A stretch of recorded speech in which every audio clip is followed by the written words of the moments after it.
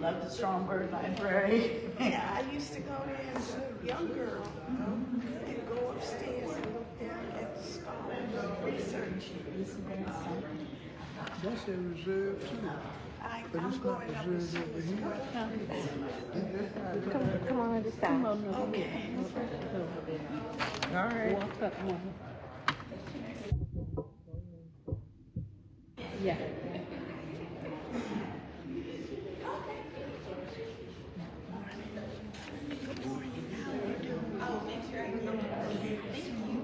Yeah, I just go and say, I'm gonna change sides.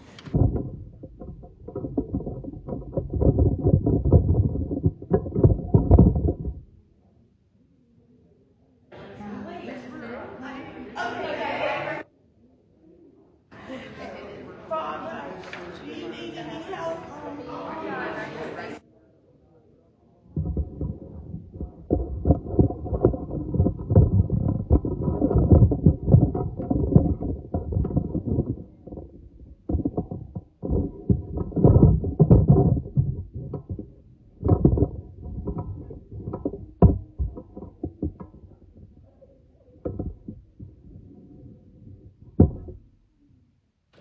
I'm gonna back up one.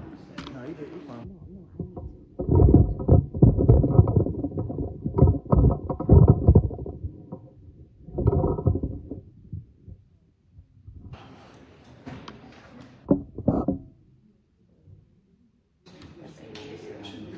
Yes, it is.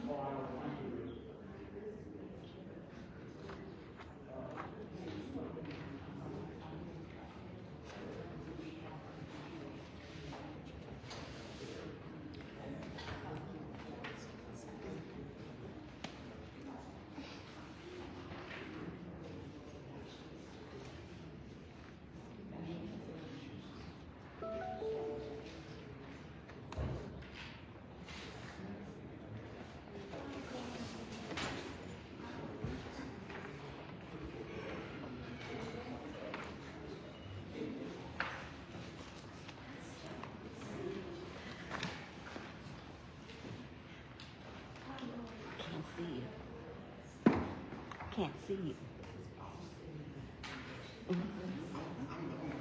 I can't see you. Okay. Okay. I'm ready. I'm ready. Okay. Oh, I'm on your way?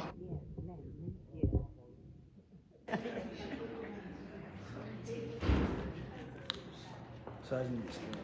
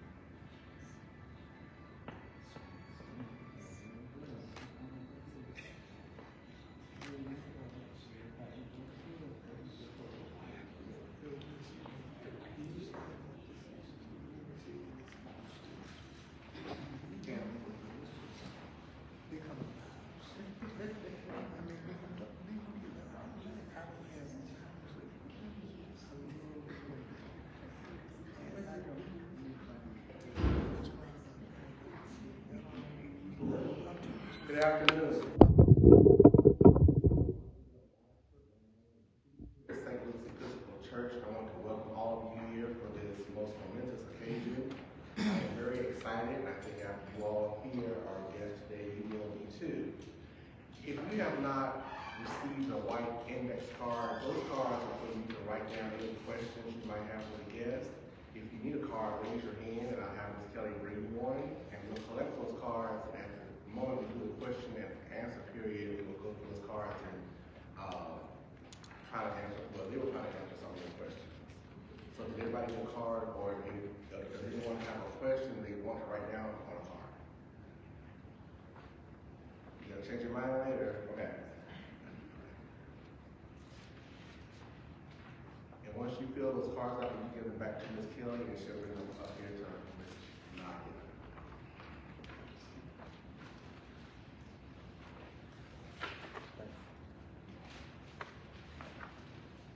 Before you start writing, let us pray. In the name of the one true and living God, Father, Son, and Holy Spirit. Amen. Most gracious and loving God, the source of all that is and is to come, we gather here this evening to give you thanks for the life and legacy of Dr. Matilda Evans, and to honor the hard work, medical acumen, and sacrifices done on behalf of her patients and community. Dr. Evans has served as a beacon of light and hope for past generations and for many generations to come.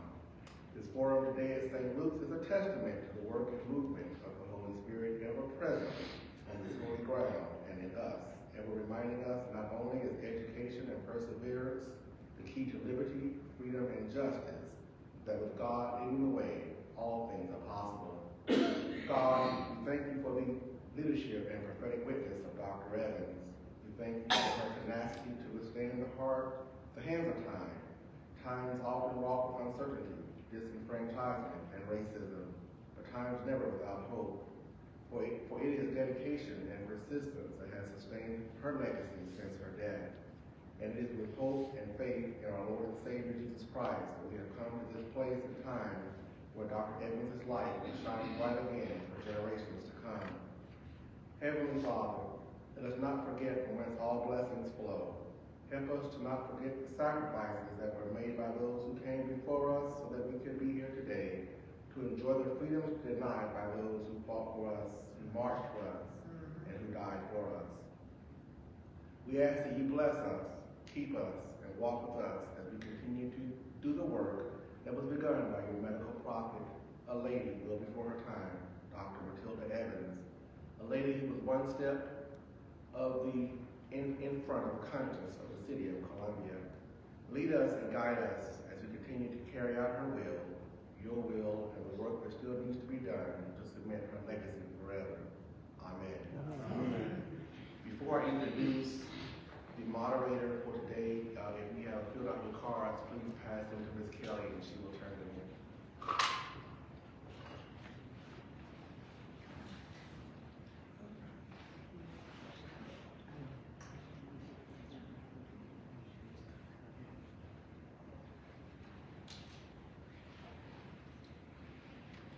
Our moderator for today is Ms. Nadia J. Muhammad. Nadia J. Muhammad is a philanthropist who donates time, experience, skills, and talent to help create a better place or space. She is a proud daughter of two cancer survivors named Timothy and Beverly Ann, who are thriving well in their 70s. Nadia is also the great-granddaughter of Dr. Matilda A. Evans. She currently is a board member of the Dr. Matilda A. Evans Educational Foundation. Nadia hails from the Atlanta, Georgia area by way of Fayette County and is a proud graduate of Benedict College, class of 2007, with a degree in mass communications. While attending college, Nadia was crowned the 64th Miss Benedict College, reigning the years 2006 to 2007, Miss Palmetto Capital City Classic 2003 to 2006, Miss Phi Beta Sigma South Carolina 2003 to 2004, Miss Phi Beta Sigma Southeastern 2004 to 2005, Miss International Phi Beta Sigma 2005 to 2007. Professionally, Nadia is the sales manager for the Destination and Tourism for Columbia. Her primary role specializes in local and county tourism and generating revenue from the government, military, education, associations, and Washington, D.C. markets. Most recently, she received an invitation to the Pentagon, where she will be working closely with the civilian aides to the Secretary of the Army. She is also a full-time marketing consultant. Nadia was recently featured as the best of the brightest in the Columbia Business magazine, where she was highlighted countless times of contributing back to her community, as well as her career journey as a sales and marketing professional. Nadia is a council member for the Richland County Sheriff Citizens Advisory Council, a member of Alpha Kappa Alpha Sorority Incorporated, initiated in Psi Chapter, and now with her graduate chapter in LO, where she served as the Vice President for the Pearls of Purpose Foundation Incorporated. In 2004, Bashanetta, a trademark program of Alpha Kappa Alpha Sorority Incorporated, which exposes young girls to educational, cultural, and social events, as well as participation in community service projects. She is also a member of the Columbia Resource Opportunity and the Society of Government Meeting Professionals nationally in Washington, D.C. During her leisure time, Nadia enjoys interior design, exploring history, spending time with family, advocating for history, archives, and volunteer service like Relay for Life, a signature fundraiser cancer walk for the American Cancer Society. A lover for the arts and music, Nadia assisted in finding a space for the viewing of the Jean-Michel Basquiat art pieces for citizens of Columbia to view during a period of time. Nadia is all about faith, family, and love.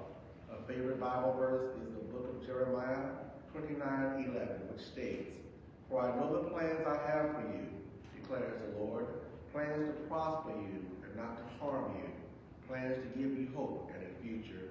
It essentially means that God has good intentions and a positive plan for your life, aiming to bring you success and well-being.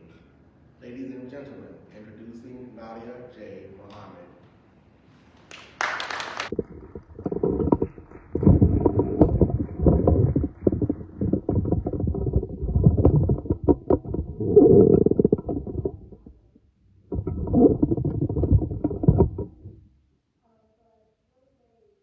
To introduce myself.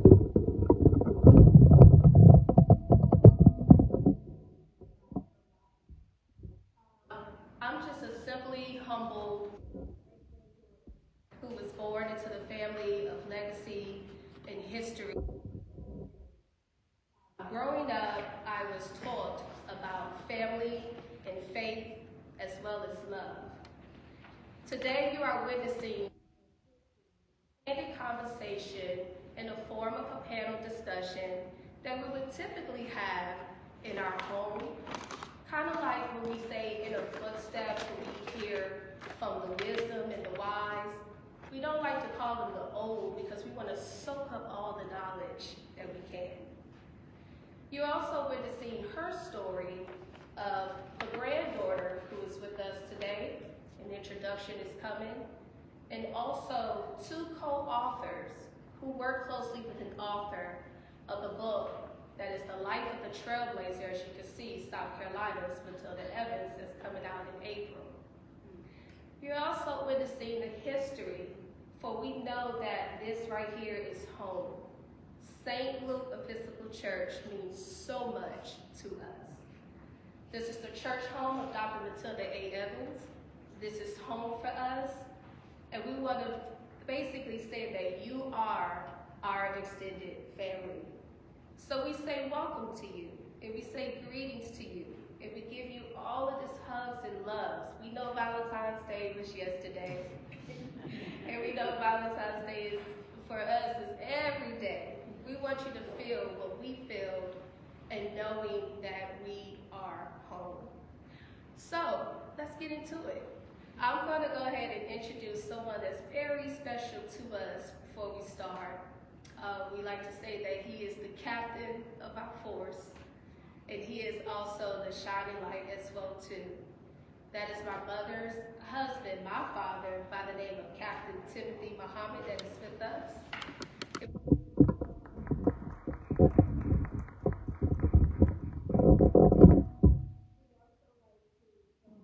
Introduction of the program by first reading the autobiography.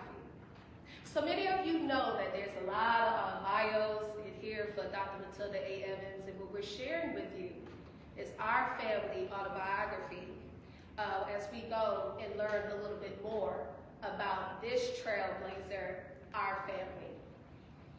The biography of Dr. Matilda A. Evans has been passed down from generations to generations simply says that Dr. Matilda A. Evans is a true pioneer in the field of medicine. Wouldn't you agree?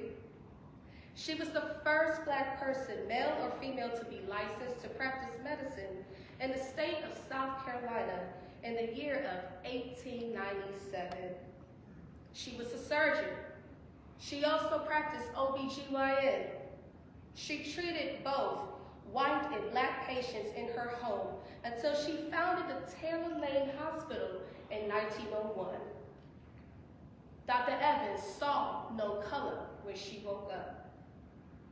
The first hospital in South Carolina which allowed other Black physicians to treat and admit patients, the Taylor Lane Hospital. Many of us knows about this. The second hospital that Dr. Matilda A. Evans founded was the St. Luke Hospital, located right here in Columbia, South Carolina.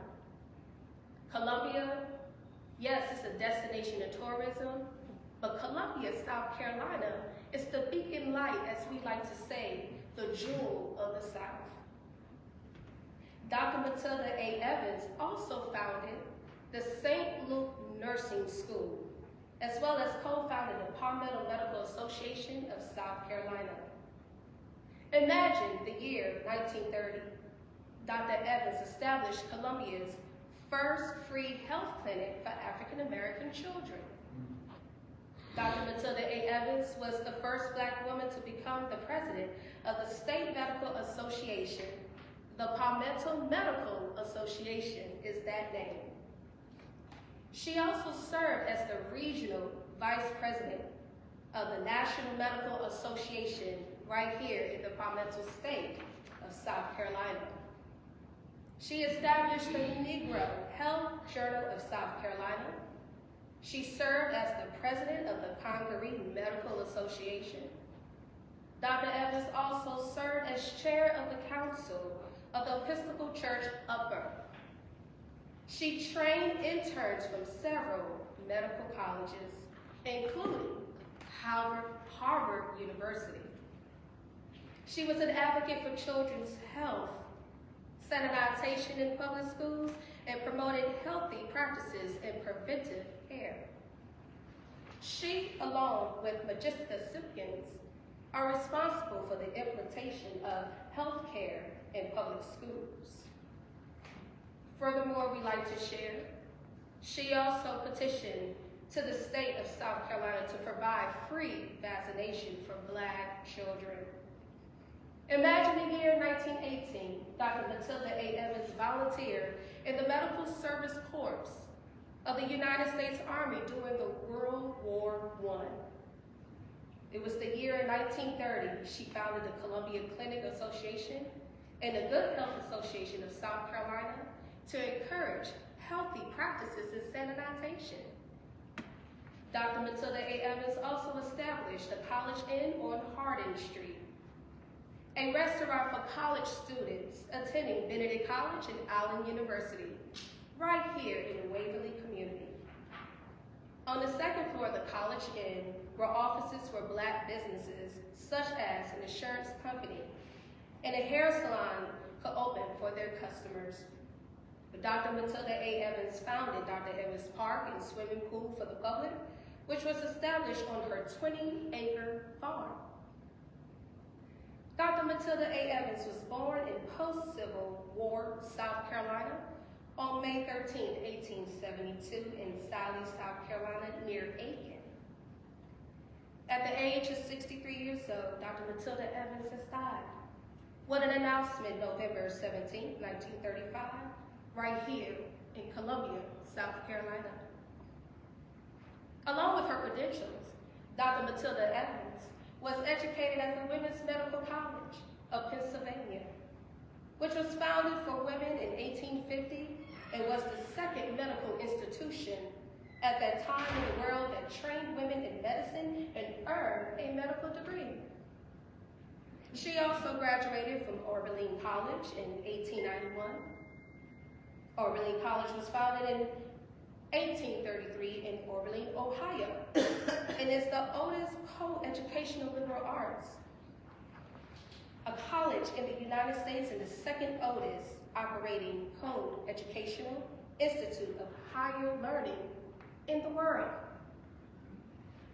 Furthermore, Dr. Matilda A. Evans taught for a while at Haynes Institute in Augusta, Georgia, as we say, right down the road. Dr. Matilda A. Evans received her high school diploma from the Martha Schofield Normal and Industrial School, which was founded in 1868 in Aiken, South Carolina by Martha Schofield, who was a Hicksite Quaker who found a school named after her. Martha raised Matilda Evans as her own child and provided most of her education. Martha was her mentor.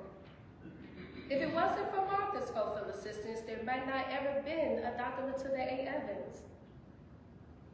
Dr. Matilda A. Evans adopted 6 children: John, my grandmother Maddie, Aunt Gretchen, Myrtle, Edward, and Sydney.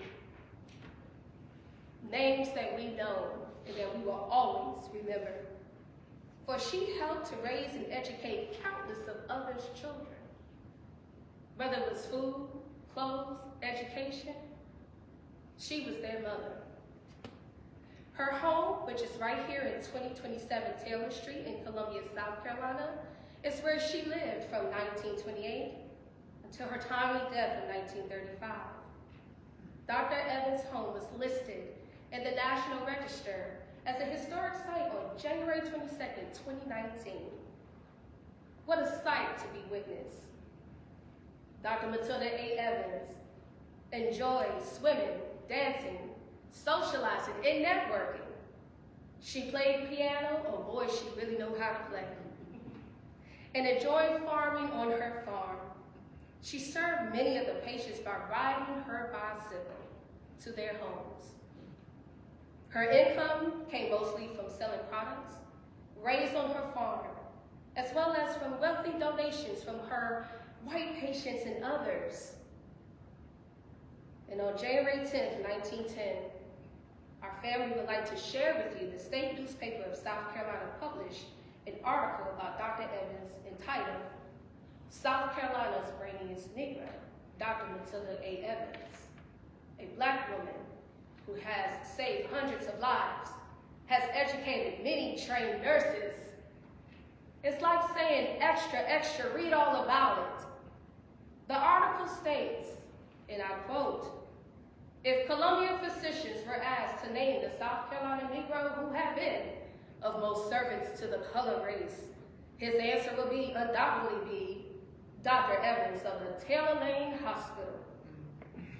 The doctors of this city, since they are constantly calling to consultation and to assist in our operations at the Taylor Lane Negro Hospital, have had the opportunity of knowing Matilda A. Evans, MD, and they are able to see the enormous amount of work she does among her people. Work which brings her not one penny of personal. You can see that this very statement speaks volumes about the dedication, the integrity, and the awesomeness of our beloved pioneer, our beloved family, a beloved citizen of South Carolina, very own Dr. Matilda A. Evans, a member of St. Luke Episcopal Church, the grounds that we stand on. The first autobiography of Dr. Evans will be released on April the 8th, 2025. It was written by the cousin named Dr. Walter C. Curry, along with his beautiful woman right here by the name of Miss Beverly Aiken Muhammad, my mother, and Anusha with the University of South Carolina School of Medicine, who wrote a thesis. Our panelists for today. We will be giving more information about the historic book later on in the program, but first, let's introduce with a brief panel bio, starting with Anusha. As I take a seat at the table, as we witness in history, Anusha is from Greenville, South Carolina, and is the oldest daughter of Indian immigrants, Soma and Kyron Walsh. Anusha is currently pursuing her MD at the University of South Carolina right here in Columbia. She earned her Bachelor of Science degree from the University of South Carolina Honors College, but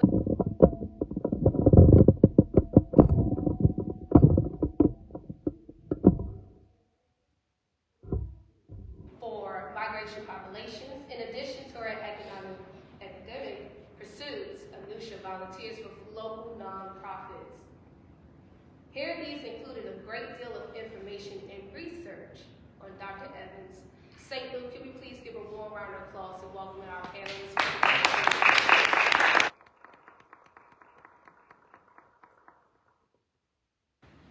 Our next guest is a very special guest. This is my mother by the name of Beverly Aiken Muhammad, who is the oldest granddaughter of Dr. Matilda A. Evans. Mama is the oldest granddaughter, don't y'all forget that. Today we're here to have a panel discussion where we have fun and dive deep.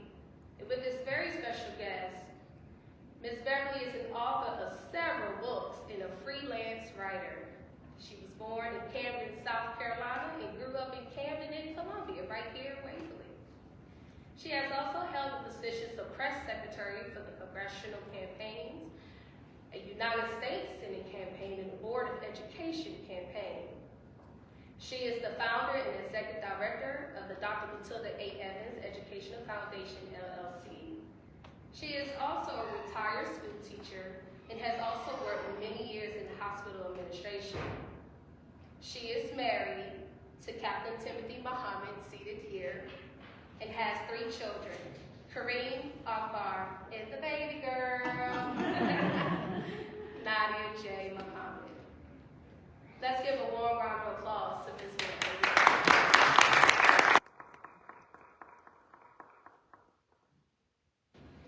We would also like to acknowledge Dr. Walter B. Curry, who is out promoting the book. And just a brief about who Dr. Walter Curry is. He is one of the authors for the upcoming autobiography for Dr. Evans. Dr. Curry is a cousin of Dr. Evans. He hails from Orangeburg, South Carolina. He obtained a bachelor's degree in political science from South Carolina State University and a PhD from Argosy University in Sarasota, Florida. He is the author of 2 award-winning books and is the lead research consultant to the Dr. Matilda A. Evans Educational Foundation, LLC. As mentioned earlier, unfortunately, Dr. Curry had a conflict in his schedule because he's promoting with the book. However, he will be joining St. Luke tomorrow for church service. So, audience members, it's time for us to go into the panel discussion, more of a conversation. And again, it is an honor to be the moderator. So the questions that we have, we're going to start with Anusha. Hey, Anusha. So Anusha, you are now in medical school, studying to be a doctor. Congratulations on that. Thank you. So,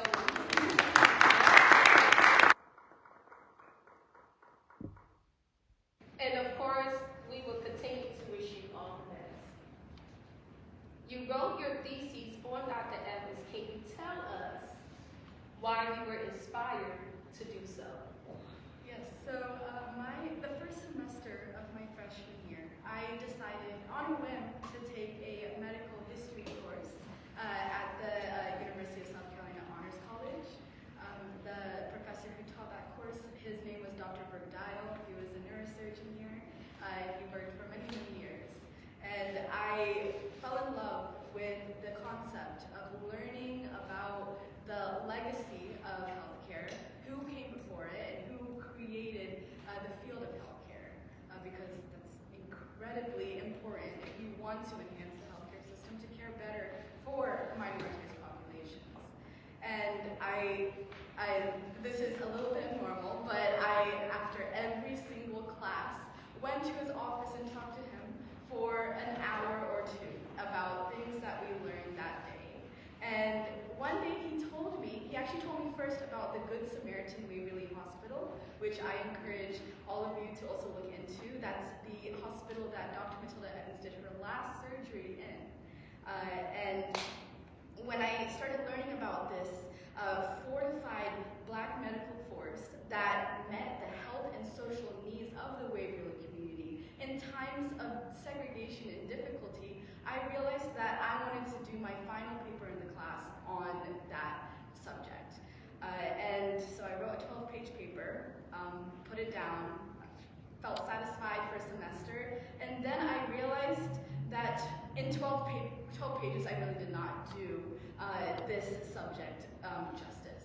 I wanted to learn more about Dr. Matilda Evans. I wanted to learn more about the Good Samaritan Waverly Hospital, and 12 pages is not enough to encompass all of the amazing things that both of these person and institution did.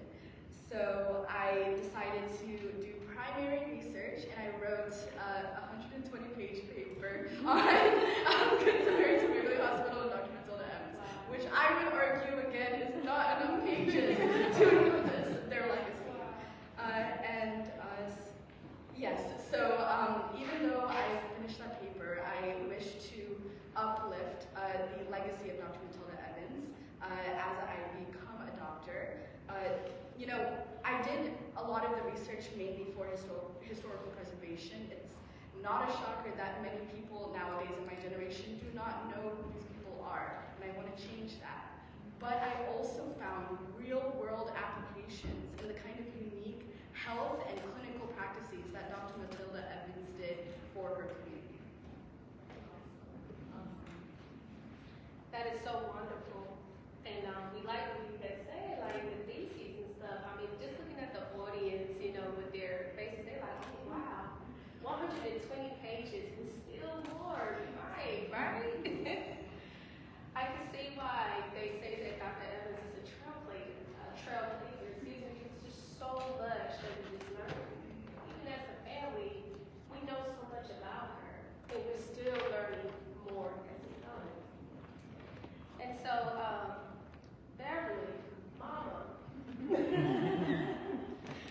never called her Beverly, I always called her Mom, right? You are the oldest granddaughter of Dr. Evans. Before you tell us about it, can you tell us how you and Lucia met? Oh, most definitely. I met Anusia through cousin Walter. Dr. Walter Curry is a cousin of our family, Dr. Matilda Evans' family. And I met him, and I have to lead into this. I met Dr. Curry over the telephone. My husband and I are both cancer survivors. And I was in the middle of chemotherapy, and if you've ever heard about chemotherapy, it's kind of rough. And I was sitting one day, and my phone rang, and I didn't recognize the number, and the gentleman that answered the phone, he said, "Is this Beverly Muhammad?" I said, "Yes, it is." He said, "Well, I just want you to know that you're my cousin." And I was like, "Okay, I don't know who you are, but I'll take your word for it." And he's one of the most excellent archivists that you would ever want to meet. I mean, he knows all these things from the top of his head about relatives that are connected to this relative, and he took his time and he went through the family tree, starting well over 150 years ago. And when he got finished, he said, I want you and I to keep in touch. He said, I'm so happy that I found you. I beg to differ. I think the most of happiness was me at that critical time in my life to have his call come through. Because it was like hearing from my grandmother, Dr. Evans. And then he said to me, you need to meet Anusha Gosh. I said, okay. And he explained to me, Anusha is a student in the honors program at the University of South Carolina. And she's studying to be a doctor. But she also is studying the history health service. I forget what they call it exactly, but when doctors also study how to do health in the community. And I said, well, certainly, I'd be more than happy to meet Anusha. And if my memory serves me right, I think it was a telephone call at first. I can't. It was a telephone call. And she was so bright and brilliant and curious. And people our age love curious young people. That's like water to the soul. And she asked so many questions, and she never got bored. She wanted to know more. And the more that she wanted to know, the more she brought out in me to say and to tell. And eventually, she recorded me for your thesis, I think. It was an interview. But what impressed me about her and young people that want to know about Dr. Evans is that curiosity is based in their service and desire to make the world a better place. So that's how I met Anusha, and I have been in contact with her, and when she wrote her thesis, she sent me a copy of her thesis, and there was so much information in it that I told my husband she should get a Nobel Peace Prize because it was opening, it was very inspirational, and it really helped me through my chemotherapy. It really did. She and my husband, my family. And I could bear witness to that because I remember hearing the excitement in my mother's voice when she got the call from Anusha and she had received a thesis paper and everything, because as Mama mentioned before, when we go through chemo, it takes a village, the family, and as a family, we have the extended family, but we were so pleased to hear the excitement in her voice. So thank you so much. And my husband has a nickname for Anusha, if you don't mind me sharing it. He calls her Dr. Matilda A. Evans Jr. And that she is. That she is. And as we go and dive deep into this, and I hope the audience is so pleased to know the relationship, as you can see the connection, right? As the oldest granddaughter of Dr. Evans, I know you was born in the family, just hearing so much about your grandmother and so much. Can you tell us a little bit about the family of Dr. Evans? Yes, the family of Dr. Evans is a large family because Dr. Evans, if you met her, you belong to her. My mother constantly spoke of Dr. Evans, her mother, and she wanted us to really know who she was because in turn that defined who we were. My mother was an extremely light-skinned woman, but she was a black-minded person. I mean, she really endured the struggle of our people. She got that from her mother, from Dr. Evans. She had, there were 6 that were legally adopted by Dr. Evans, known as her children. Though Dr. Evans did raise maybe about 20 that we can count others as well. one of the adopted siblings was my Uncle John Evans, who was the business manager for the businesses that we had. We owned the College Inn on Hardin Street, which Dr. Evans purchased so that students from Allen University in South Carolina, from Benedict College, could have some place to go. Because in those days, they didn't have a lot of good places to go. And we also, of course, attended St. Reuben. I came to Benedict College from Camden. I would come here to worship because this was my grandmother's church. Dr. Evans also had a daughter named Gretchen, who became a lead nurse at one of the major hospitals in Washington, D.C. My mother is Maddie Alder Evans, and she was a school teacher in Camden, and that's why our house was in Camden, but our home was in Columbia. She went to Matilda Academy, which was a private academy in Camden at that time, and her children, we went to Matilda Academy. I attended Matilda with James Clyburn, the congressman. It was a very, it was a private school where a lot of people came through that school. And there was also Uncle Sidney and Uncle Edward and Aunt Earl. There were the 6 adopted children of Dr. Matilda A. Evans. And my great aunt Gretchen, she was the one that lived in Long, is that correct? Aunt Gretchen beat everybody. But she was the spicy one, so you know, she was very outspoken and very livid personality, as my mother was more laid back and a teacher. As we dive deep in a little bit more, we do, have the pictures and everything that has been shown. And I just remember seeing the picture of my grandmother, Maddie, who is the daughter of Dr. Evans, of how she was just so poised and just beautiful, and just hearing the stories of her smartness and her laid back and militant mind as well. You know, my mother has all of the 6 children, my aunts and uncles and my mother, were taught to serve. Dr. Evans really pushed that in the family. If you were a family member, then you were born to serve people, regardless. And I remember one day my brother was maybe about 7 or 8 years old, and my sister and I went to church with my father, but my brother stayed with my mother, and she was cooking dinner, and a knock came on the door. And when my brother ran to the door and answered the door, there were 5 children, and they were very young.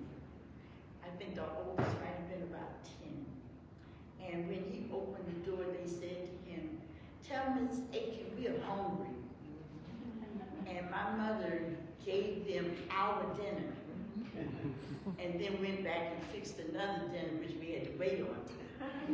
But in addition to that, she went and took some of our clothes and put them in bags and gave them to them.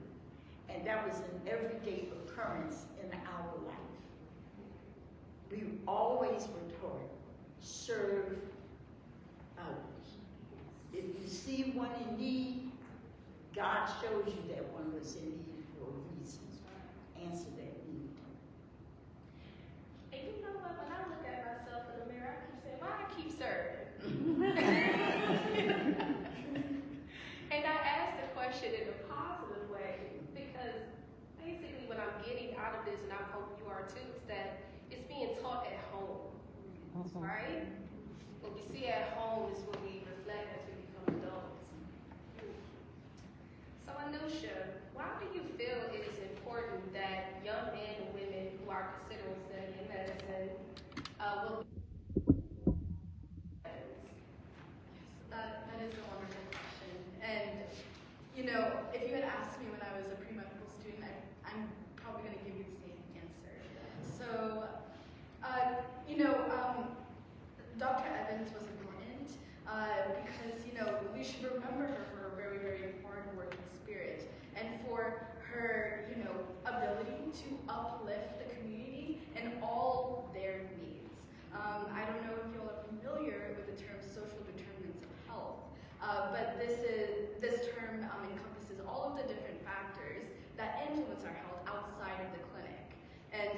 my words very carefully.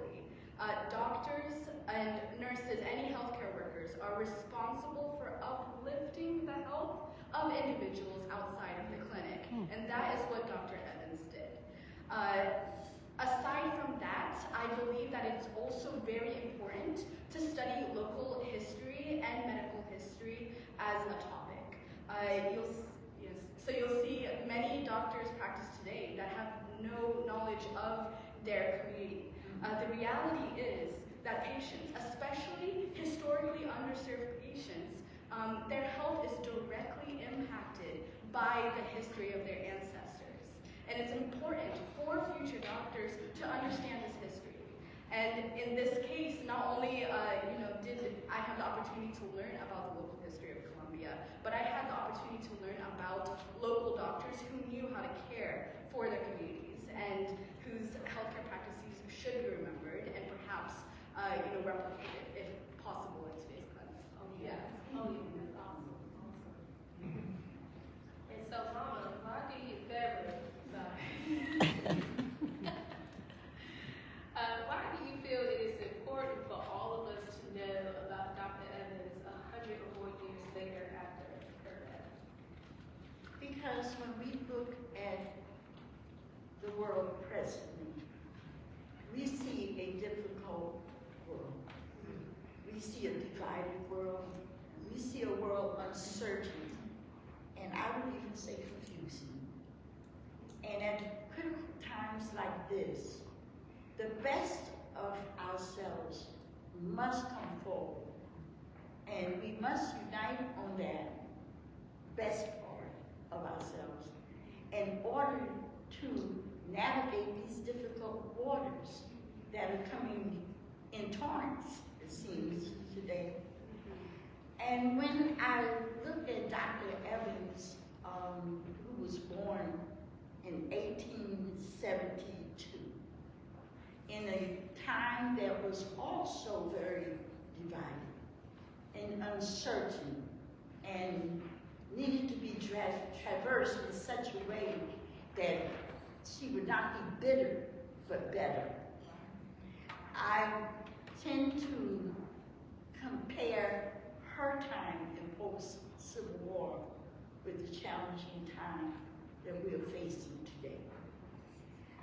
I always say that segregation taught us lessons and brought us through a period of time that was very difficult and oppressive and dangerous.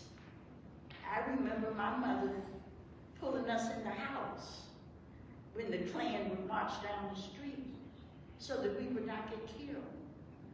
I remember walking one night, walking one of our friends home, my brother and I, and the Klan drove by and said, "We're going to kill you. We're hiding up under the church," because at that time church were on, still exists. And we had under the church, and our parents were very concerned, but we didn't dare come out because it could have easily meant our death. But we were facing a time not exactly like that, but exactly like that today. And all of the lessons that we learned in segregation, we now can lead this world, I believe. And when I say lead this world, give this world jewels of knowledge, jewels of unity, success. Because if we could get through education, what we learned during that time can get this world through the difficulty that we're facing today. So I don't look at segregation now as a curse. When I was young, I did, because we suffered. But I look at it now as a challenge, as a trial, that because we went through that trial, we may very well hold the answer to get our world in a better situation and live a life that is meaningful for all people, regardless of age, color, or race.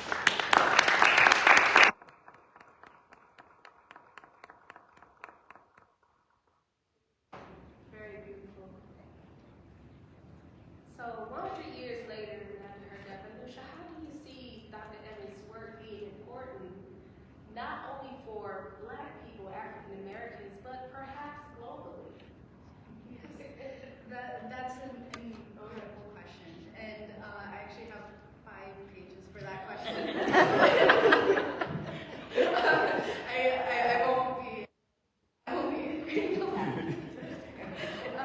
I mentioned earlier how Dr. Evans, she really committed herself to uplifting the health of her patients outside of the clinic. In 1897, she came to Columbia, and when she decided to come to Columbia, she gave up the position of working as a medical missionary in Africa because she knew that the people of Columbia, the Waverly community, needed her help, specifically for access to healthcare as well as access to hygiene, resources, and education. So, immediately when she arrived in Columbia, she invited 20 women over to train as nurses, to teach about hygiene. That was her first time, teaching nursing, and then she ended up, founding a nursing school. And when she did, found Taylor Lane, she was able to, provide access to healthcare. But you'll see that not only did she provide healthcare to the community, but she was able to, help them overcome certain barriers outside of, access to health. She had a very fascinating, she used economics in a very fascinating way. She cared for white patients who would see her for, controversial things like STDs, domestic abuse, pregnancy, and she would use that money to provide health care to all the Black patients of the Waverly community. She was able to overcome an economic barrier, which is something that, is an issue today. When she founded the nursing school, she was able to provide newfound health autonomy to the Black community here because there weren't opportunities otherwise to train as nurses and to learn about the anatomy of a body and how to provide health care. She founded the Evans Clinic, and I know you mentioned that earlier, but something very unique about the Evans Clinic was that she used religion to directly connect with patients. It's very unique that she founded a clinic in the Sunday school department of a church. It provides direct access to care, and it also elevates the importance of getting screened, the importance of getting vaccinated through a religious perspective, which is something that's very, very important. Something that was mentioned in the book and in my thesis is that she provided vaccines to children in the amount of thousands in a single day. You'll see clinics today who will successfully get through 40 patients. On the second day of the Evans Clinic being open, she provided vaccines for 4,000 patients. You can see how elevating the importance of healthcare through a religious perspective can really alleviate that kind of barrier for thousands. There's so many pages here.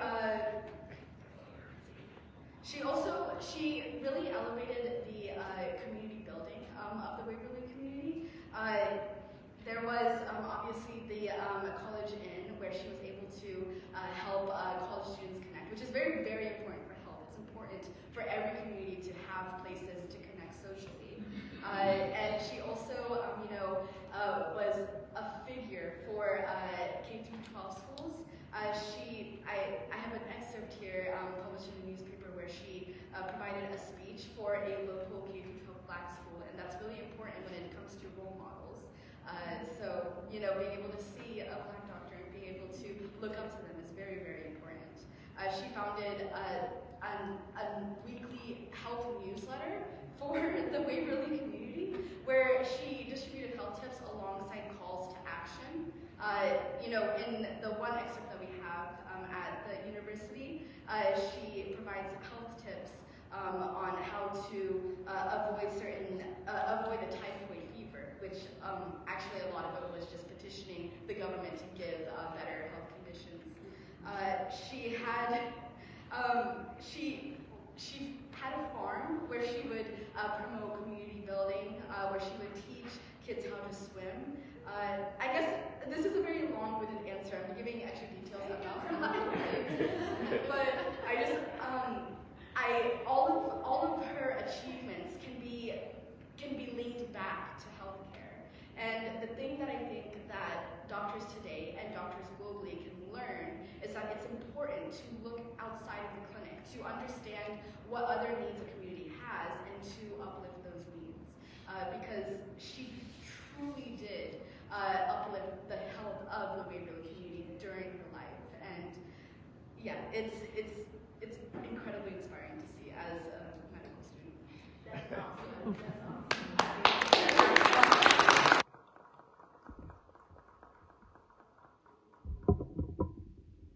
See the vision from Father Raphael to put this panel discussion on and conversation. We got together to form questions, and we actually, started to brainstorm and everything. And Anusha mentioned earlier, like, this is probably one of her favorite questions so far. It was like 5 pages of writing when it comes to this. But that was a very key question that led from Mama about Dr. Evans 100 and more years later, and how perhaps it'll be globally.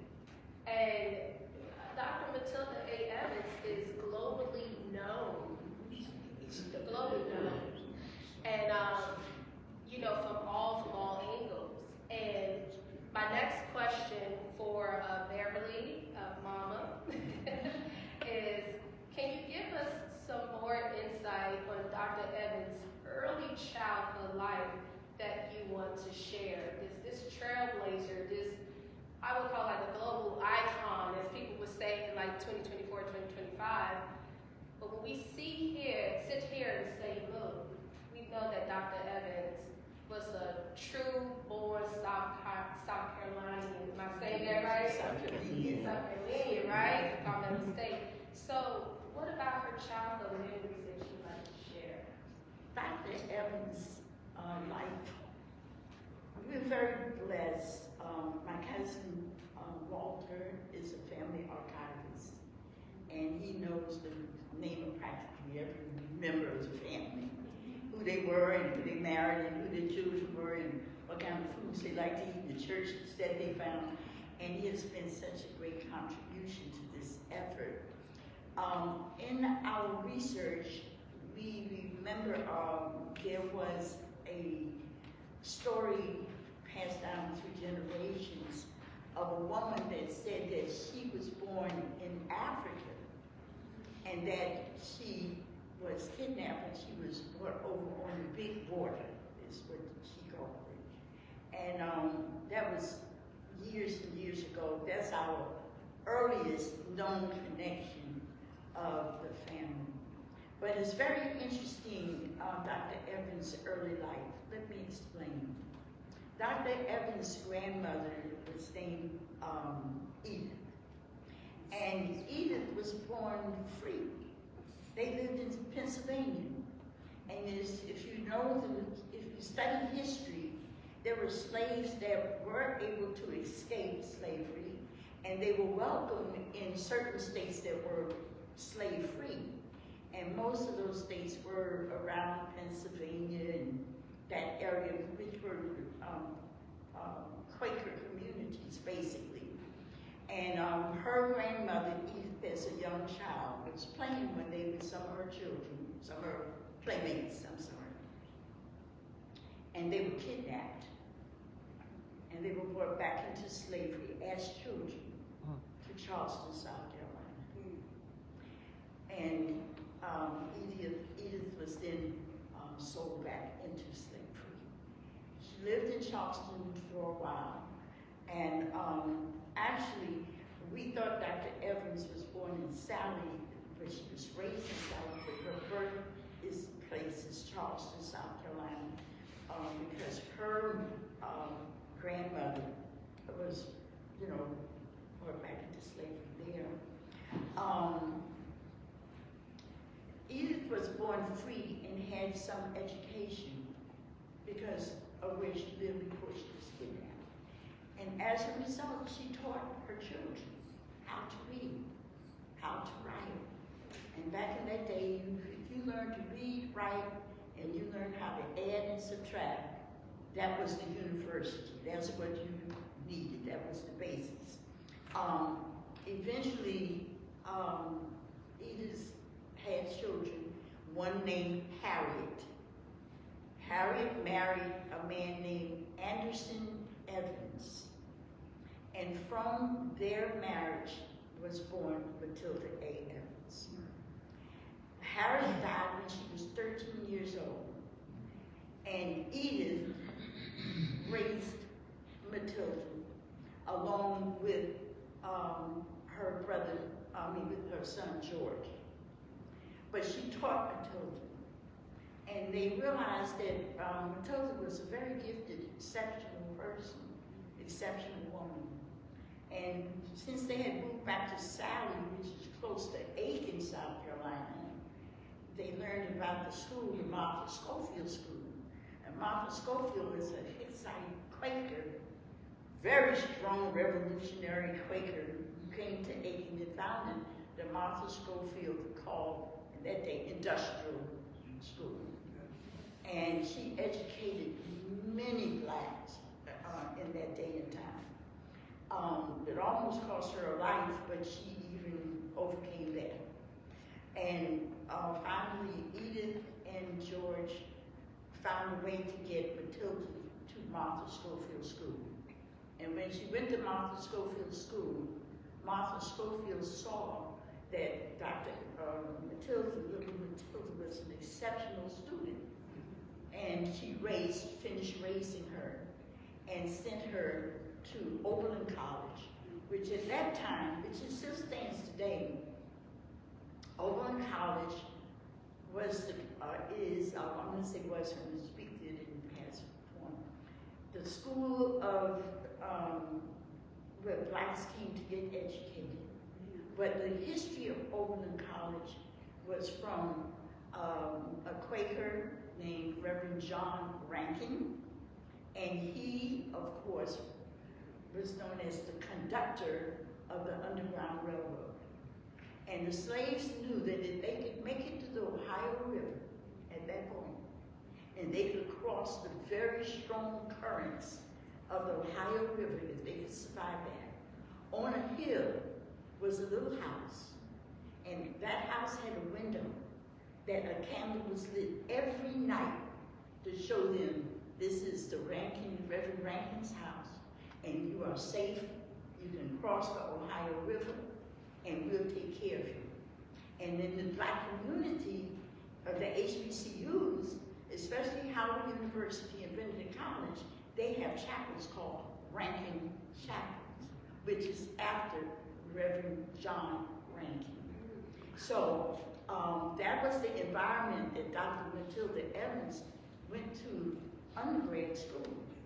And from there were two Quaker women that were, sponsoring her. And when she decided she wanted to be a doctor, they discouraged her and told her, no, that's impossible. And she said, no, it is possible, and I'm going to be a doctor. They withdrew their monetary sponsorship from her. But that did not stop her. She washed toilets, shoes, science shoes, she cleaned houses, she sold eggs, and went through their first semester at the Women's College, which at that time, College of Medicine, there were only two in the world. One was in Europe, and one was in Pennsylvania. And you didn't get into that college easy, especially if you were black. But she got into it, and she went through medical school on scholarship. And when she graduated from medical school, it was suggested that you go to Africa and help Africans. And she said, I know some Africans down in Columbia, I think I'll go there and help them. She came back and taught at Haynes Institute for a couple of years, and then eventually moved to Columbia and started, built 2 hospitals, prestigious nursing school, and all the history that we hear today. That was her early childhood. One other thing I'd like to add to that. Edith taught her how to read and write initially, but the family under grandmother Edith had a really good knowledge of herbs and things that could heal you and treat you and give you nourishment. And she taught that to Matilda. And there's a story that Hampton University, in a series of a collection of historical interviews back in the day they did for Dr. Evans. And they used to laugh, the family used to laugh at her as a child because she would chase the chicken down and operate on it, and take his temperature and check on him. So they knew right then that she had a propensity toward medical healing, and they fed that and nourished it and grew her into it. Evans had personality. Oh, yes. Yeah. Professional. Thank you for that. Before I go to the next question, I just want to ask the audience, are you enjoying this conversation so far, this panel discussion? Can we give the family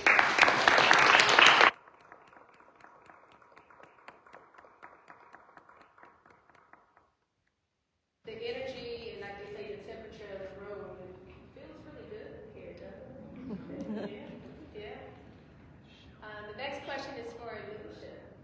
Alicia, can you share with us from some of your research on how Dr. Evans treated those in the Waverly community where we're located at now, right? Who needed medical attention? Are there any examples or stories that you would like to share with us? Yes, so I mentioned just like a little bit of it earlier, but I'm truly mesmerized by the child clinic that she hosted. It was the Zion Baptist Church where she hosted this clinic and how it provided care to thousands of children. After she created this clinic, there's a quote that she actually wrote. She wrote her own autobiography of the Evans Clinic, and a paragraph that she wrote that I found very that I absolutely adore was so earnest and intense was the interest Dr. Evans felt and manifested that her friends feared for her health, and they advised her to go away for a rest. She was inspired and felt that she did not need to go, but her friends prevailed, and she consented to go away. But later it was learned that she went away to New York City to study and visit the most modern clinics in the country. The test was highly successful. So after a few weeks of working at this child clinic, she decides to take a break, and her break is going to New York City to learn how she can make the clinic even better. And she comes back and she goes on to found a child habit clinic in kindergarten where she lectures on health education, child welfare, and hygiene. And she also started hosting prenatal clinics twice a week. It's incredible to see her spirit and see how much she wanted to support the Columbia community and how much she was willing to work on herself and work on her healthcare practice. The Columbia community actually appreciated her so much that her assistant, whose name you should also remember, Mrs. Olympia Harris, she would go with Dr. Evans early in the morning till 8 p.m. serving. And Miss Olympia Harris, one day in December of 1930, hosted a surprise party for Dr. Evans. Dr. Evans was sick, could not attend. They held it anyways to honor Dr. Evans, and so many speeches were given. It was published in the newspaper. That's one story that I very much adore. And these are a few little other details that I found throughout my research. Something that I hadn't ever seen. There's been a few papers about Dr. Matilda Evans published before, this incredible book that Dr. Curry and Mrs. Beverly and I was able to create. But one detail that I was able to find was, in all of this, all of the, clinics that she had, all of the various different initiatives that she started in Colombia, she also started her own water company for the Waverly community. It was called Villanova to help relieve kidney problems among her patients. She had a water company. Well, most people can only do that in their lifetime. And at the farm that she had, she provided healthy food alongside programming for the community. If you ask any family medicine doctor, any internal medicine doctor now, one of the biggest problems amongst their patients is nutrition. She had her own farm to provide healthy food to her community. It's just incredible that one person was able to do all of this. And those are just some things.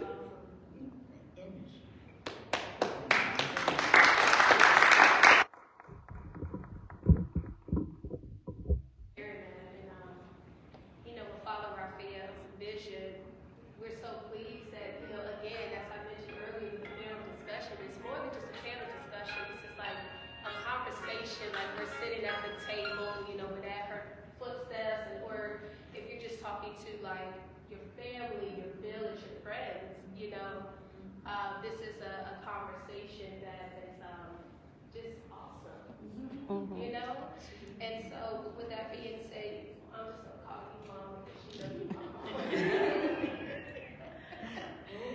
Can you share with us some interesting incidents on Dr. Evans as well? Sure. I'd be happy to do that. 2 or 3 things come to mind.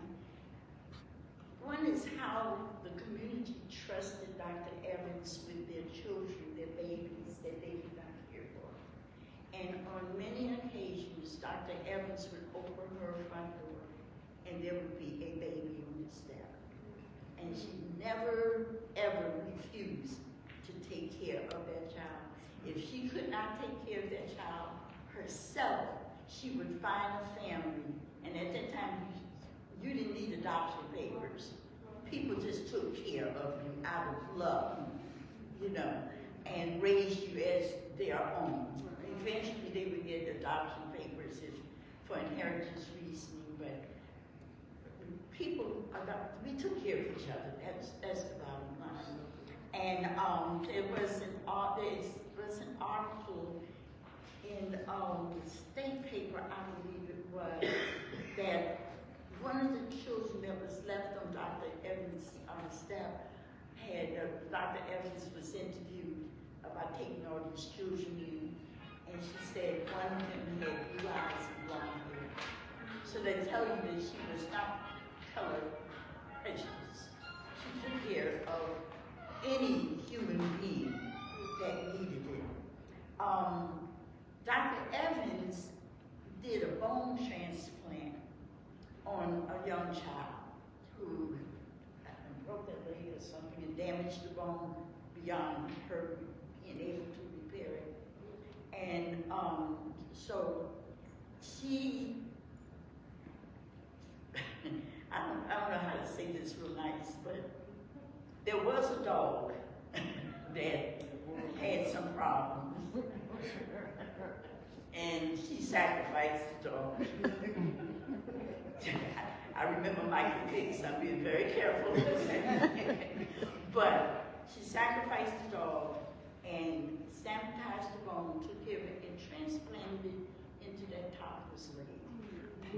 Saving that topless lady, that's also in our book, you'll be able to read it. It's on Amazon now, it's a pre-order, and you can pre-order it, it's coming out April the 8th. So she did a transplant back in that day, which is really very, very awesome. Dr. Evans was also contemporary to such people as George Washington Carver and Booker T. Washington, Cab Calloway, which some of us may remember that name. He was a big entertainer back in that day. I mean, he was big. But he came to the Township Auditorium on Taylor Street, and he did a concert. And if you YouTube Cab Calloway, you can see that his concerts were really big band. I'm talking big band. And he did it to fundraise for the clinic that Dr. Evans had opened.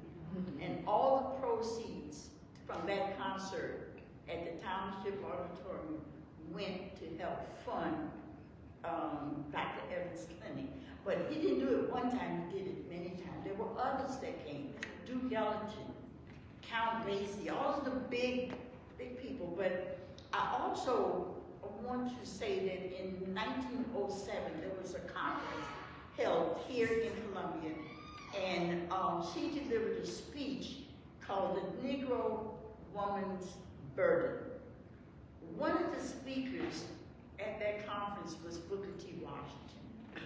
And Booker T. Washington made it a point to meet her, and hence would come and visit at the hospital or, the clinic or the nursing home. And they became very good friends.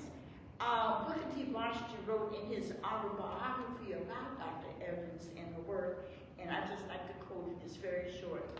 Quote, "She has been unusually successful. Among her patients are the descendants of her family, to which her grandmother and mother had belonged as slaves. At the same time, she is on the best terms with all the doctors in the town, both white and black, who have assisted her in establishing and maintaining Taylor Lane Hospital, of which she is the founder and is the manager and has guard of the entire management of that hospital." And that is written in Booker T. Washington's autobiography. Beautiful, beautiful. This is just a glimpse of what this conversation and panel discussion, we're actually coming to a close right now. So without further ado, if you could please join me in giving our panelists a warm round of applause.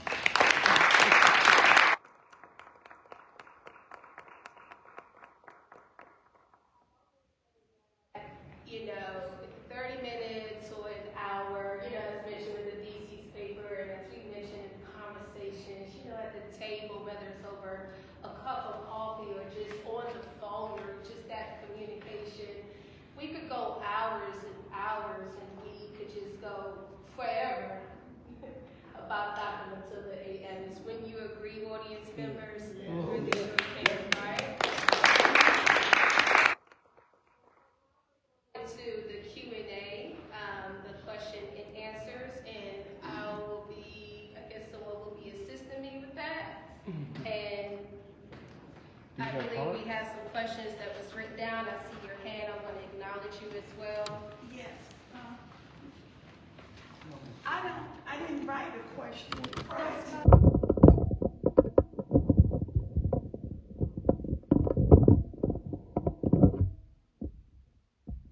Personal thing, because ever since November church family, I have not felt good. I've been depressed because I grew up here, my roots are here, a product of the civil rights. New York and my church in St. Philip's Episcopal Church, and now here, and even Christmas wasn't the same this year.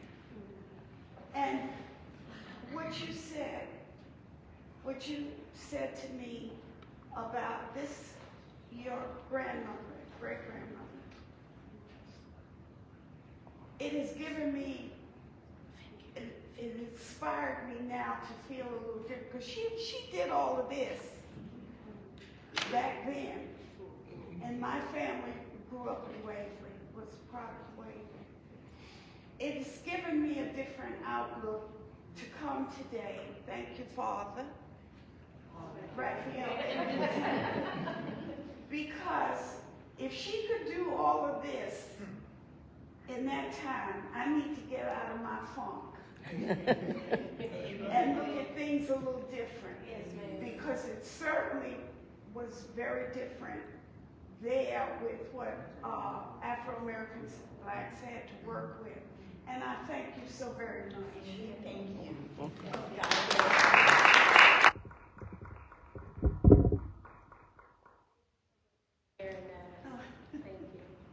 And we have our questions and answers. One second. Okay, take your time and everything. How's everybody feeling? Everybody's feeling okay? All right.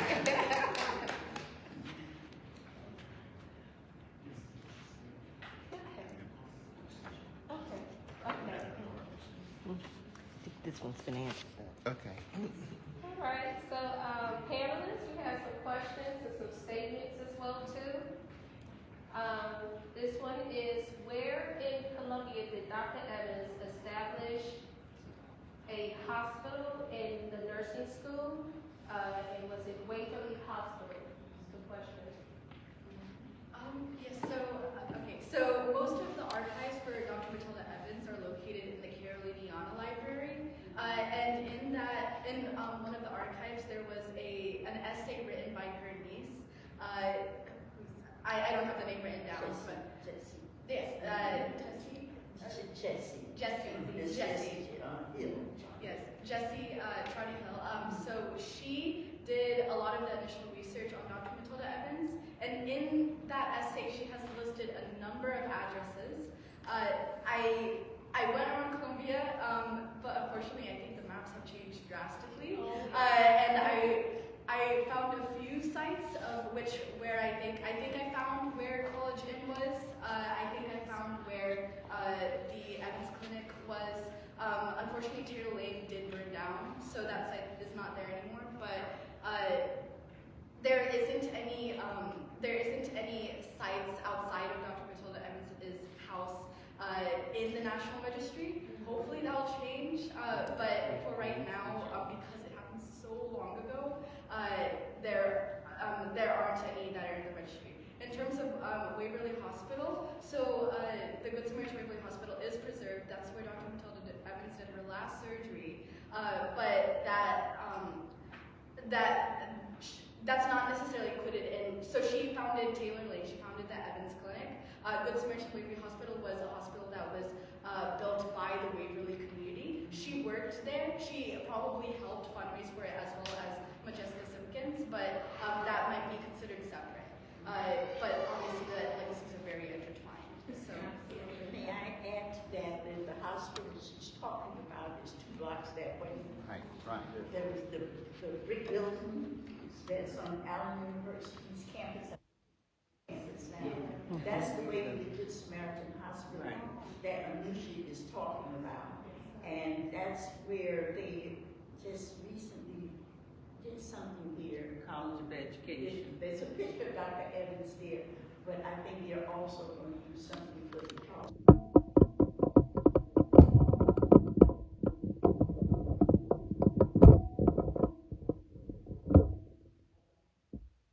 And the family recently received an invitation to see the Good Samaritan, which is the Waverly Library building. Okay. And also Father Raphael also visited the building as well too.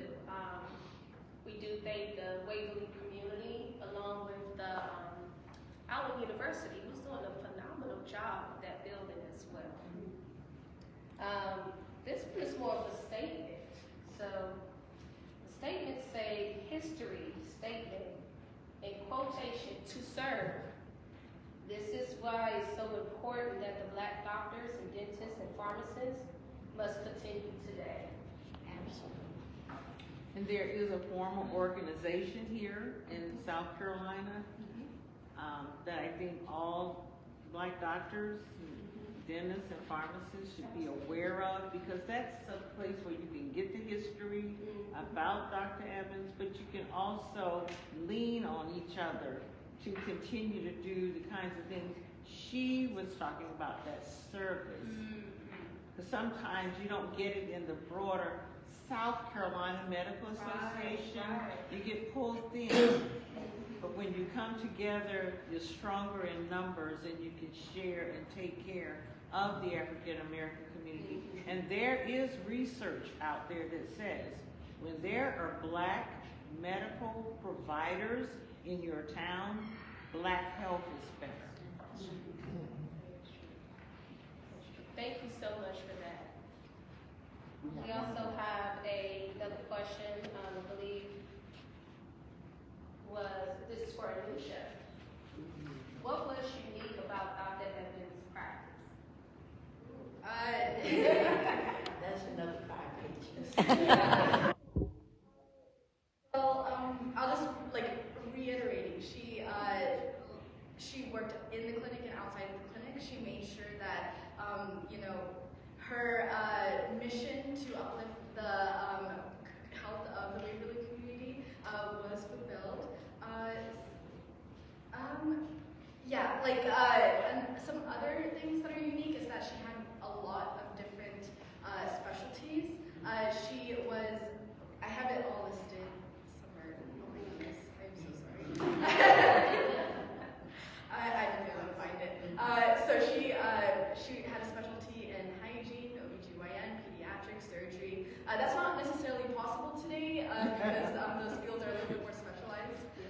But it just goes to prove that she wanted to uplift every single part of everyone's health. And she knew that it was very important for her as a Black doctor and as a woman doctor to be able to be well versed in all of these different fields. That is a very loaded question, and I'm really grateful you asked that. That's awesome. Thank you so much. And the next question, I think this is for you, Mama. It's about our family. The question is the house on Taylor Street, which is Dr. Matilda A. Evans' house, is still in the family? What is the house used for, and who is Sydney Proctor? That's my Uncle Sidney. I would say very, very proudly. Who asked that question? Who asked the question about the family About house? Sidney. Did you know him? Yes, he used to come here. Yeah, I know he used to do some music. I didn't know him personally. I just knew him from the church. Yes. He had the most beautiful smile, Yes, he did. and he was always well dressed, Yes. sharp dressed. Yes, I forgot when you said Uncle Sidney, I forgot the question. You know what, likewise, because I remember as a student being in college, my freshman year, Uncle Sidney was, and I would walk over there and just warm, Right, just very he was warm, so friendly. very friendly. And I think she was asking, what is the house used for? Right. We have information coming out about The that. house too. was purchased by the Finney family, whose uncle is Ernest Finney, who was, I think, a senator here in South It's Carolina. a Chief Justice. Chief Justice, okay.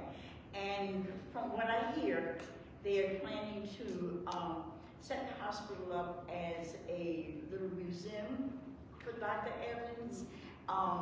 But right now, everything is in the planning stage. It's in conversation. I have not spoken with the Finney family. This information came from them through someone else to me.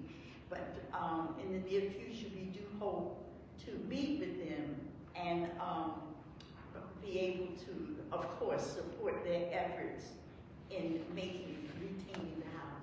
And there's a connection between Miss Beverly Mama and to Nikki Finney as well, who's with the University of South Carolina.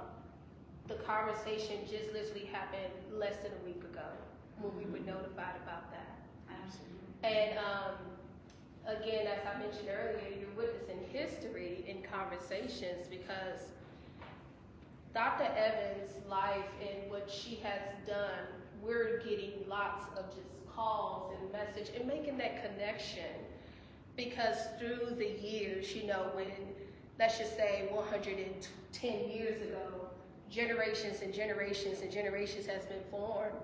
And so now you have someone like my generation, it's like, okay, well, wait a minute, who's your peoples again? And we're making that connection. And it's through those generations of history, just blessed and fortunate to have what I call the baby boomer generations to say, hey, I got this call, or the baby boomer generation say, daughter, did you hear about this? You know, making that connection. So we hope that answered your question so far, but to be continued on this one. May I also add that Uncle Sidney lives with Jesse Trolley, and the lady that you just referred, because when he moved back from North Carolina, Jesse was still living at 2027 Taylor Street, and Uncle Sidney came back home and lived with her. So I was trying to make that connection. That's awesome. And we go ahead and take one more. This is a really good one. I'm hoping I can read this correctly. I'm going to say, was Dr. Evans allowed to conduct surgeries at the Columbia Hospital while it was segregated? And this is a three-part question. I don't have that information. From what I understood, no, they would all come to Taylor Lane. Yes, I believe that a lot of the patients would be referred back to the hospital. I don't think she did work there. I interviewed a few, formerly Waverly doctors who served in the Waverly community, and they mentioned that whenever they did do cases at Columbia General Hospital, it was very, very segregated. I believe it was Dr. Thaddeus Bell who said that even the surgical instruments would have white or black carved into them. And yeah, but I don't believe Dr. Matilda Evans worked at the Columbia General Hospital. We'll probably have a more standardized answer. That's perfect. And how many of you knew that at the tender age of 63 years old, that's when Dr. Evans transitioned, as we say, into the arm of the Lord when she passed away? There's a question of how did Dr. Evans transition? How did she die? She was attending church here, and she got sick. And they took her home. I think she had heart attack. I think it was cardiac. And her death certificate we do have a death certificate. And in the book, there is an old poem written about that day. And the young lady that wrote it explains how she fell ill and was taken back to her home at 2027 Taylor Street. And she lived for a few more days and then she died. Yes, sir. Yes, sir. My name is Leroy Brown. Several things I want to say. Church Mom, thank you all for being here. I was born in Waverly. I went to Waverly, and I'm still in Waverly. And I have some questions. Dr. Matilda Evans has created what I call a domino effect. I lived in Waverly all of my life. I was telling the doctor this morning, and I was ashamed that I passed by that house, which is Dr. Evans' house, growing up, and never knew the history, Mom, until Miss Patricia Coakley introduced me to that history about 4 or 5 years ago. She doesn't take credit for that. Anyway, I became fascinated with Dr. Evans then and have been excited about her ever since. And the domino effect is I've been telling folk about Dr. Evans and wondering, well, you didn't know that? Well, I didn't know it until Miss Coakley told me about it, and she went, and that's why we bonded. I love her so much because she introduced me to Dr. Matilda Evans. And my mother went on to be a head supervisor at Good Samaritan Hospital.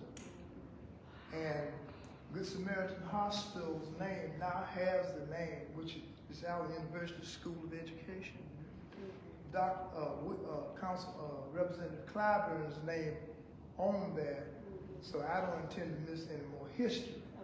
And it's kind of hard for me to give up gun smoke and rawhide on Saturday morning.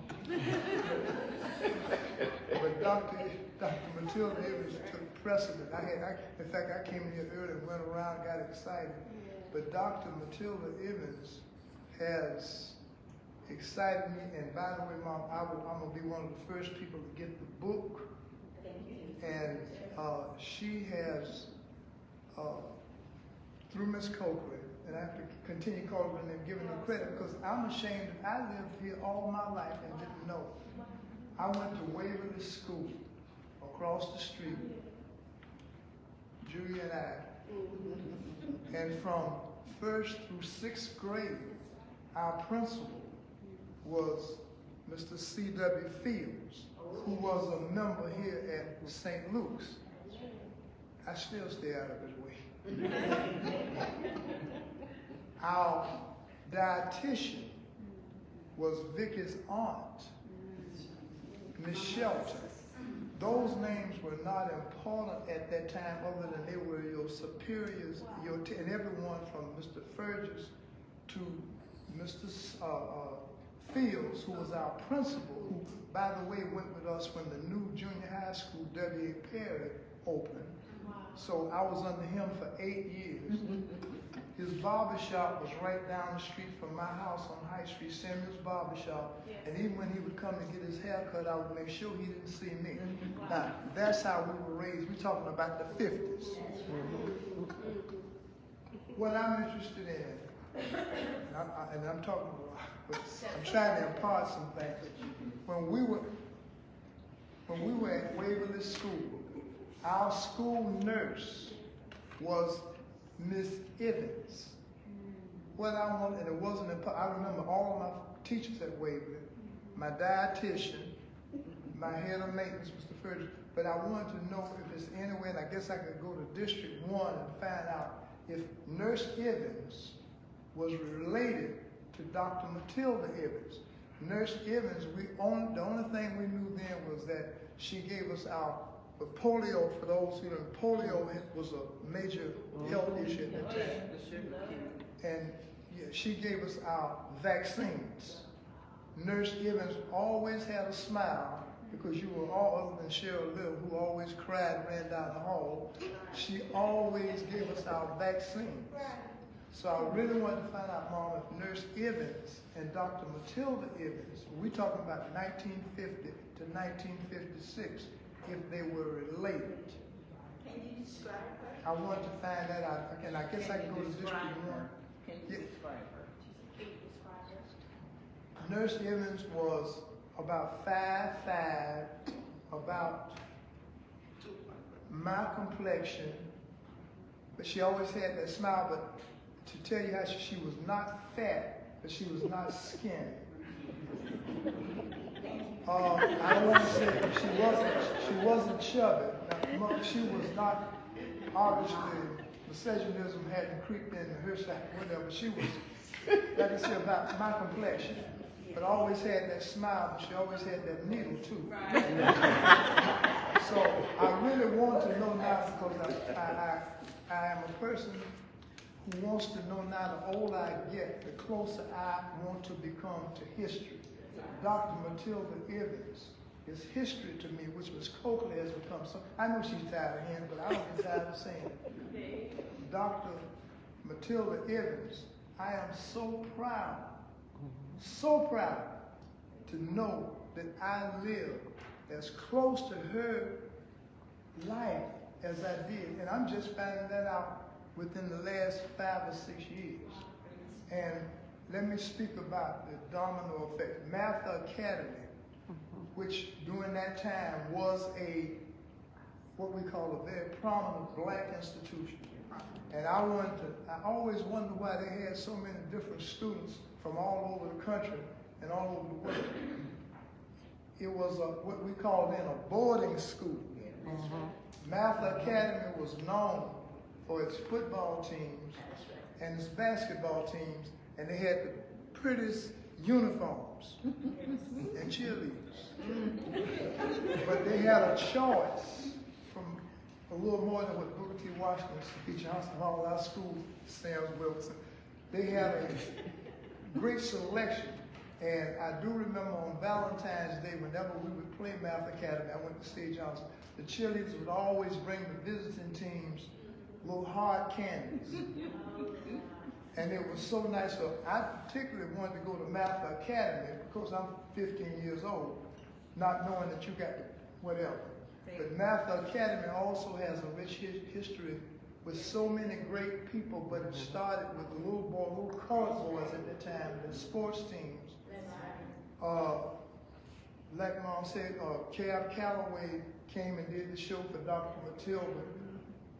This is the music director here. I'm in music, so I know about Cab Calloway and all of the count bases, but I didn't know that the relationship with Dr. Matilda Hibbins. Also, Math Academy had Kenneth Washington, who went on to lead UCLA to 2 national championships, which they don't mention. This is Carolina country, until he transferred to Booker T. Washington. But he was on the back, he was a star at Math Academy. We became good friends. He went on to UCLA and led them to 2 national championships. I have the clippings all over the paper, Kenneth Washington, but you don't see it now. All you see is a chicken in this area. Math Academy also was the home of Stevie Wonder's ex-wife, Sarita Wright. So many great people came out of Math Academy. Well, I know you didn't know, but that's the domino effect of Dr. Matilda Hibbins. The mom, I hope, and I'm going to be the first one to get me to sit down.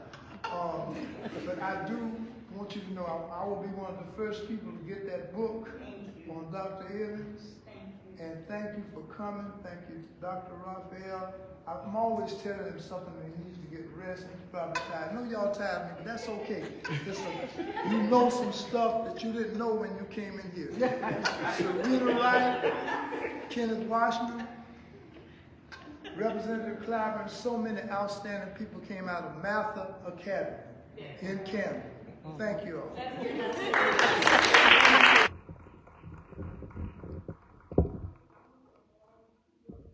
Math Academy, because of course I went to Math. All of us, Dr. Evans, grandchildren, except one went to Math Academy. My mother, Maddie, taught at Math Academy.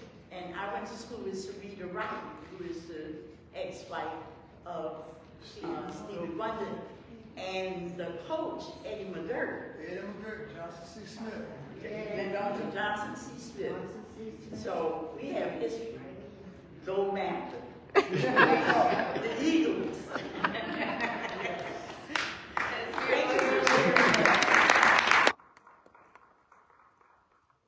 Up to a close, this is an observation, not a question. This is a powerful conversation about Dr. Evans. Thank you for sharing your insight and stories about the life of Dr. Evans. And with that in mind, let's conclude this conversation. Oh, go ahead. I see my sister back there with that tiger sweater on. Is that Benedict College? That's Benedict College back there. Hello.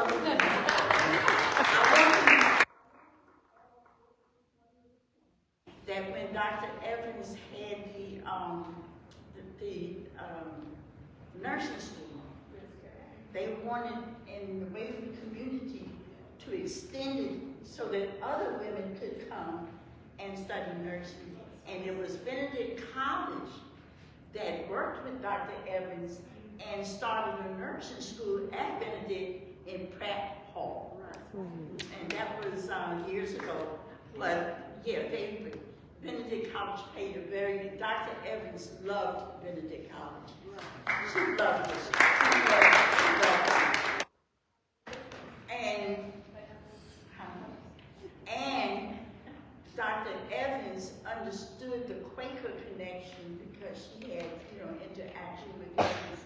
And she had a big, gigantic picture of a tiger in her dining room.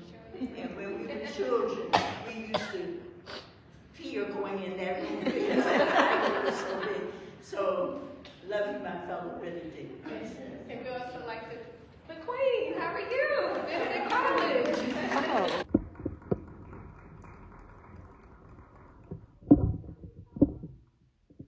It's good to see you. Good, good. Thank you so very much. This has just been a wonderful experience, and we have learned so much about history. So to be very brief, two connections about Dr. Evans and Benedict College. You are so correct with all of your history about Mather Hall, about Mather Academy, and we appreciate that very much. The name Mather continues to live on because the high-rise building on Benedict College's campus is named for Mather Academy. And during the 70s, when Mather Hall was erected on the campus of Benedict College, that was the high-rise building in the state of South Carolina, the first high-rise building on the HBCU campus. And then your comment and your connection about nursing in Benedict College. Today, if you were to go on the campus of Benedict College, the name Pratt Hall School of Nursing still exists. So thank you so very much for the history. We learned a lot. Thank you.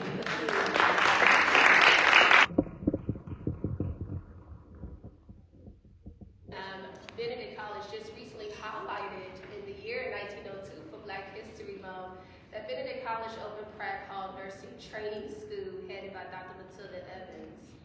They had her picture all over the Benedict College social media handles. And they also showed a picture of how Pratt Hall looked in 1902 and also the nursing students. And we also received an invitation that for In Her Footsteps, which is an annual luncheon at Benedict College, that Dr. Matilda A. Evans is one of the honorees.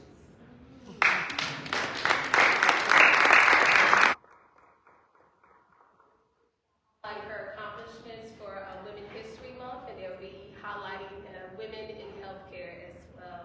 This has been such a joy. Let's give them a warm round of applause.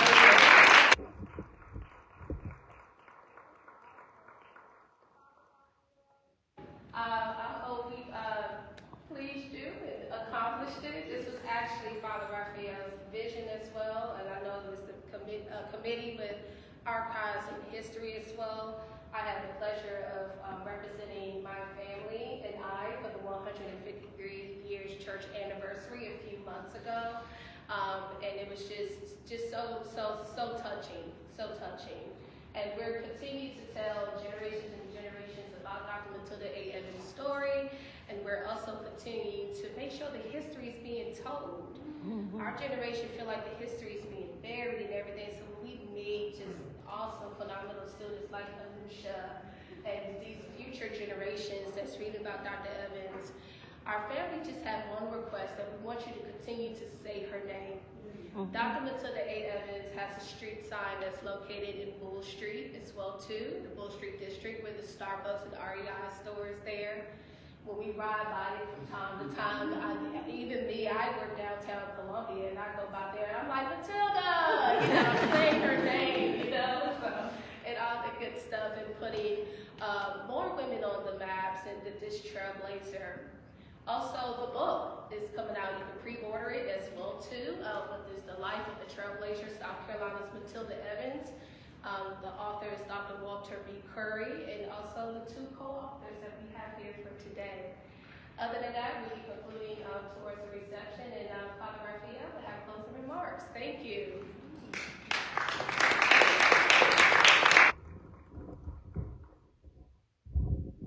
Thank you all for being here today. Actually, something that I preach to my parishioners quite often is invite someone. That's how this all got started, as she mentioned, with our church anniversary.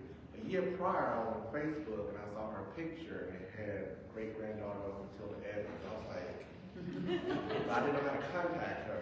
Well, a year later, through a fraternity brother, I contacted her and I invited her to church. And from there, I feel like it's like my little sister here. Okay, and I've been traveling the last 2 weeks meeting Dr. Evans. I feel like I really know her personally. I have one question. Going through the archives this morning, I was able to, as I shared with the family, to find the sacramental record of Maddie and of John. And you mentioned that when you attended Benedict College that you would worship here in the 60s. By this building being the newest building that opened in 63, what was it like to worship here during the time that you were in college? And what do you remember most About the church. about the church and worshiping here? Benedict Baptist. I was raised ME, and I was familiar with that type of religious practices and worship. But I wanted to come here because my mother came here, and she died when I was 13, so any little piece meant so much to me. And what I remember is coming into St. Luke's as a student from Benedict. I would come, and there were very few students from Benedict that would come to this church because they would go to, the other churches. But the reverence, the spirituality and the reverence is what really meant a lot to me.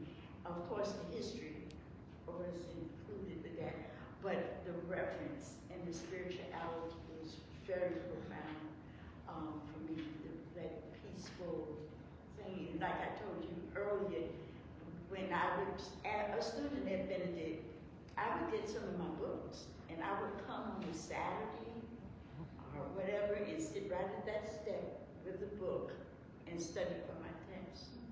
So St. Luke has historically been connected, but I always felt a connection, always felt that spirituality, that peace. That's the only way that I can explain it. Thank you very much. And we've had a lot of fun today pre-conference here. Thank you. My final remarks once again is to thank you all for coming today, and there are some acknowledgments on this sheet. Our photographer for today is Mr. Orlando McGill.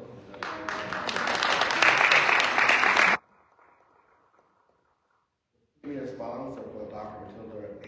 Evans Foundation is Wolf Consultants, LLC. Is there anyone here from that foundation? Ms. Jada Kirkland, courtesy of WLTX, is here. She's filming in the back. Again, invite, they'll come. Last week, I had a chance to meet with Jada because she's doing another documentary or story about Black history throughout Columbia and Waverly. One of the things she is focusing on is Charity Adams Early of the movies The 688, who grew up in the house, right, which is now our house, our fraternity house. So I got to meet her there, and then I took her over to Charles Blakely's house, and he just lit up and just gave her more than she probably anticipated, but gave her not only history of the Adams family, but it went into a history of St. Louis, which again, I tell all of us, we need to start documenting our history while our people are still living. And not so much older, anyone. I've learned a lot from you today. And although she said I was young, you're young too. We just need to start documenting our history and stop giving our history away. I'll stop preaching now. And there's going to be a reception next door in Griffin Hall. Probably the easiest way to get there is to go out this door, make a right, and you'll be in Griffin Hall. Or if you want to take a shortcut, you can go down this hall right here. Just watch that big step as you're going down. And I want to thank all of you all for being here today. It means a lot. And this is just the beginning because we're going to keep collaborating and doing things together. I think I have an invitation to attend something too. I have to check my calendar. Walter. Yes. The family's going to be here tomorrow to worship with us. And if you look on the back of your program, you'll see what's going on tomorrow. All of you are welcome to come back to that. Once again, I just want to thank everyone for being here. The family and guests have been asked to stay for a few minutes for photographs. Everyone else can proceed over to the reception, and they will join you shortly. So once again, thank you everyone for being here today. I really appreciate it. Yes. I forgot to mention that education is up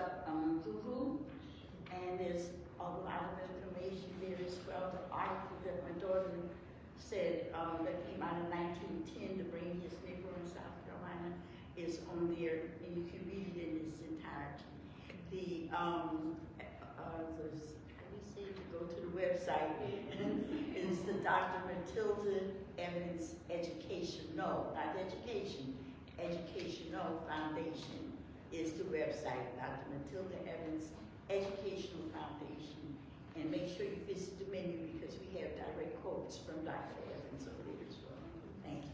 One more quick note, I'm sorry. So when I was going through the Sacramento record, it's good to have first-hand knowledge. When the priest wrote down all the information, the date of death, the time of the service was 3:30 in the afternoon. Back then, they were just called death, and they said natural causes. And I'm like, we were sort of surprised that it was natural causes, and you share that. I thought it was really Yes, have you seen the death certificate? On the death certificate, they have natural causes, but they also have a secondary cause on the death certificate, which was cardiac. Right. So that's another. Right. Thank you all very much for coming. Again, I think there's a wonderful reception next door, so please take advantage of that. I hope to see all of you here tomorrow at 10 a.m. Except for those of you